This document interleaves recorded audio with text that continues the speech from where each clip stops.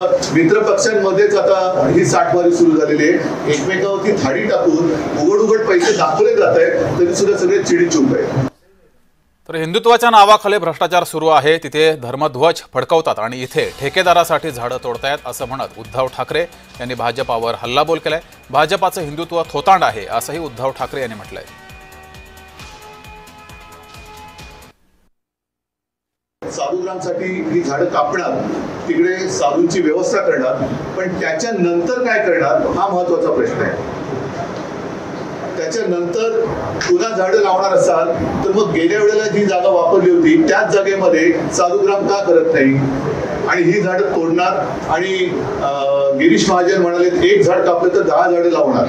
तर एवढी जागा जिथे असेल मग तिकडेच जर जागा रिकामी असेल तर तिथेच साधुग्राम का नाही करत? म्हणजे आहे ते मारून टाकायचं आणि मारल्यानंतर पुन्हा तिकडे नव्याने झाडं लावू अशी एक लोणकडीत थाप मारायची। हा हिंदुत्वाच्या नावाखाली चाललेला भ्रष्टाचार आहे।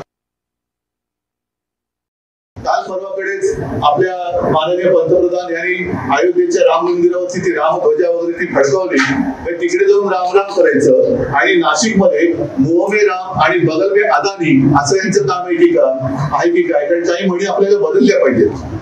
मुंह में रामावर बगल में छुरी असं जे काय म्हणत होतो, आता रामाच्या नावाने ही जागा